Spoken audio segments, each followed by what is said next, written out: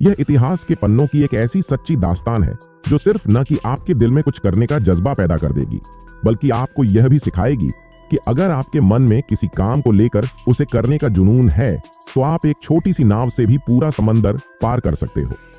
कुछ ऐसी ही सच्ची कहानी पर आधारित है आज की ये फिल्म, जिसका नाम है कोंटिकी कहानी की शुरुआत होती है और हम एक बच्चे को देखते हैं जिसका नाम थॉर हेयरहेड था। वो एक बर्फीले इलाके में था। उस जगह पर एक छोटी सी जगह से बर्फ हटी हुई थी जहां पर पानी था। उस पानी में बर्फ के 2 टुकड़े थे जिनमें से एक टुकड़े पर एक आरी पड़ी थी। यहाँ पर बहुत सारे बच्चे खड़े थे पर कोई भी वहां जाना नहीं चाहता था, लेकिन थॉर वहां पर जाता है। सभी बच्चे उससे ऐसा करने के लिए मना कर रहे थे, लेकिन थॉर उस आरी को जाकर उठा लेता है और जब वो आरी को लेकर वापस आ रहा था तभी उसका पैर फिसल जाता है। वो पानी में गिर जाता है और डूबने लगता है, लेकिन तभी उसे उसका एक दोस्त बचा लेता है। अब इसके बाद थॉर को घर लाया जाता है जहां पर उसके डैड कहते हैं कि मुझे लगता है तुम्हें तुम्हारा सबक मिल गया होगा, तो तुम मुझसे वादा करो कि तुम अपने आने वाली जिंदगी में कभी भी इस तरह का खतरा मोल नहीं लोगे। लेकिन थोर अपने फादर की कोई भी बात का जवाब नहीं देता। अब ऐसे ही समय बीतता जाता है और अब साल आता है 1987 का। अब थोर जवान हो चुका था। वो अलग अलग जगह पर घूमता था और वहां के लोगों के बारे में रिसर्च करके अपनी किताब में लिखता था। थोर यहाँ पर इसलिए आया था ताकि वो यहाँ रहने वाले लोगों के बारे में रिसर्च करके इनके बारे में जान पाए। अब एक दिन वो अपनी दोस्त के साथ आइलैंड पर बैठा था। उनके पास एक बूढ़ा आदमी आता है और कहता है कि यह दास्तान भगवान ही जाने कि हम लोग ईंट से यहाँ पर कैसे आए हैं। थोर कहता है कि अच्छा, क्या आप वाकई ईंट से आए हैं? बूढ़ा आदमी कहता है कि हाँ बिल्कुल, हर एक चीज ईंट से ही आई है, जैसे कि सूरज की रोशनी, हवा और सब कुछ, और हम भी तो इस सूरज की रोशनी की वजह से यहाँ पर आए हैं। अब वो बूढ़ा आदमी थोर को एक स्टेचू दिखाता है और ये मूर्ति इनके देवता की थी। तो कहानी इस तरह से थी कि यह सभी साउथ अमेरिका से आए थे, लेकिन कुछ लोगों ने इनके बारे में गलत लिखा है कि सभी लोग एशिया से आए हैं। थोर इस बात से बहुत हैरान था। खैर, अब साल आता है 1946 का और थोर पिछले 10 सालों से इसी चीज पर रिसर्च कर रहा था। उसने इस बारे में एक किताब भी लिखी थी क्योंकि उसने अपने 10 साल इसी आइलैंड पर गुजारे थे और हर एक चीज के बारे में रिसर्च करने के बाद वो इस नतीजे पर पहुंचता है कि वो बूढ़ा आदमी एकदम सही था, क्योंकि उस आइलैंड पर रहने वाले लोग एशिया से नहीं बल्कि साउथ अमेरिका से ही आए थे। अब एक दिन थोर एक पब्लिशर के पास जाता है ताकि वो उसकी किताब को छापे, लेकिन पब्लिशर उसे मना कर देता है। वो कहता है कि तुम्हारी थ्योरी गलत है, तुम्हारी तो सब की सब रिसर्च गलत है। हम सालों से ये वाले लोग एशिया से हैं, ना कि साउथ अमेरिका से, और पिछले 1500 सालों से हमने यही सुना है कि उस समय साउथ अमेरिका के पास इतनी टेक्नोलॉजी नहीं थी, ना कि कोई बोट या ऐसा जहाज था कि ये लोग इतना लंबा सफर तय कर पाते, जबकि एन के पास ये सब पहले से ही था। इसीलिए तुम्हारी थ्योरी पर कोई भी यकीन नहीं करेगा। थोर कहता है कि वो राफ्ट पर आए थे, एक लकड़ी की बनी हुई नाव पर, जो कि उन्होंने खुद बनाई थी। अब इस बात पर पब्लिशर हंसने लगता है।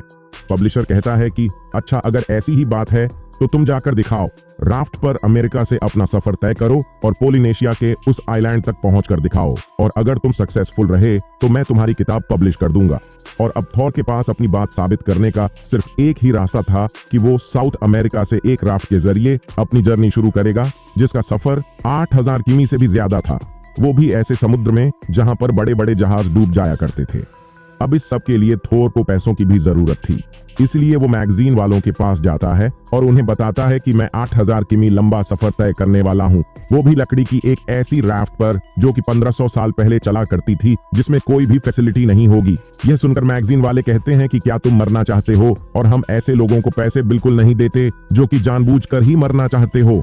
अब इसके बाद थोर क्लब में जाता है और ऐसे लोगों से मिलता है जिन्होंने अपनी जिंदगी का ज्यादातर वक्त समुद्र में गुजारा था। बने राफ्ट का एक नक्शा दिखाते हुए कहता है कि क्या तुम मेरा साथ दोगे? तभी उनमें से बैठा हुआ एक आदमी बोलता है कि क्या तुम जानते हो ये कितना मुश्किल है?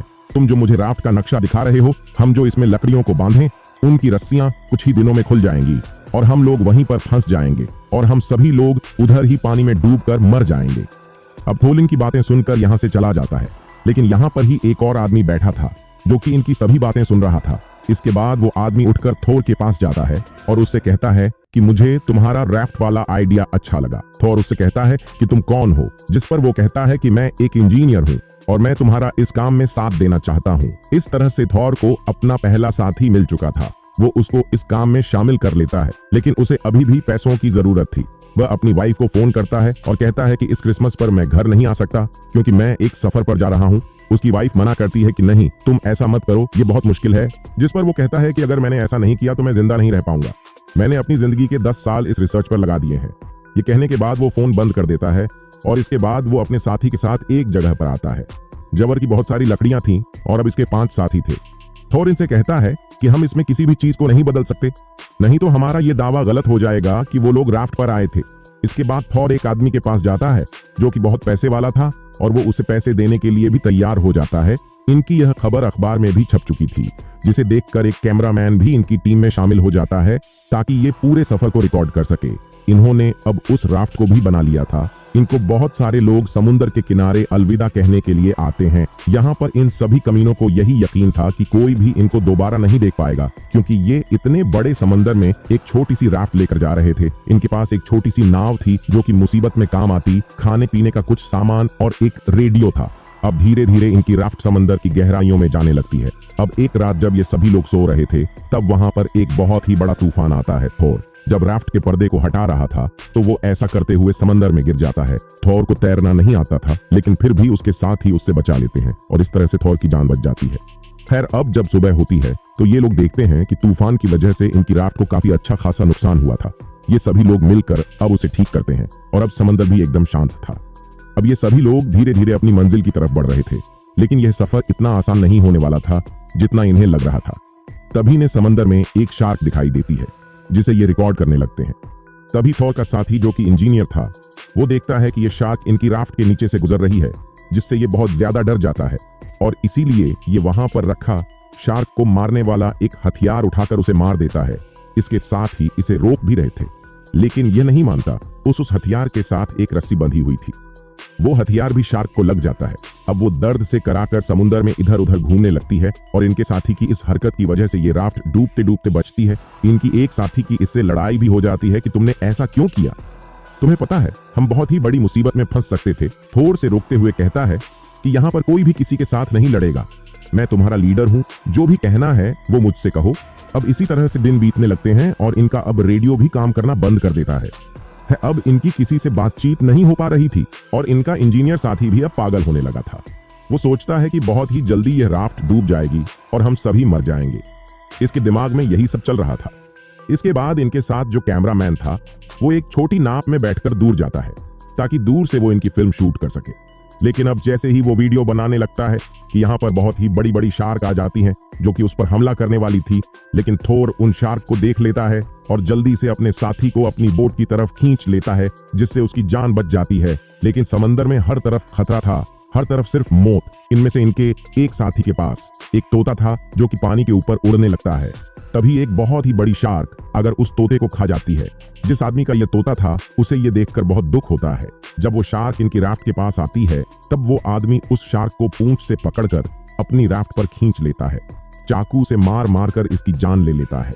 अब ये शार्क को तो मार देते हैं, लेकिन उसका खून समंदर में फैल जाता है, जिससे अब और भी शार्क इनकी राफ्ट की तरफ अट्रैक्ट होने लगती है। इससे वो इनके इंजीनियर साथी बहुत डर जाता है। वो एक बॉक्स को लाता है और उसमें से एक तार निकालता है और कहता है कि हम अपनी राफ्ट को इस तार से बांध देते हैं, वरना हम डूब जाएंगे, यह शार्क का खाना भी बन सकते हैं। लेकिन थोर उससे वो तारे लेकर समंदर में फेंक देता है और कहता है कि नहीं, हम बिल्कुल वैसे ही जाएंगे जैसे कि 1500 साल पहले वो लोग गए थे। इन सब बातों से इंजीनियर का दिमाग खराब हो जाता है और उसका पैर फिसल जाता है और वो पानी में गिर जाता है। अब इससे पहले कि वो उन शार्क का खाना बनता, उससे पहले ही उसके साथी उसे बचा लेते हैं। वह सभी से माफी मांगता है कि मेरी गलती थी। लेकिन यहाँ पर सबसे अजीब बात यह थी कि ये सभी लोग अपने सफर पर तो थे, लेकिन किसी को भी यह पता नहीं था कि ये सभी लोग सही रास्ते पर जा भी रहे हैं या नहीं।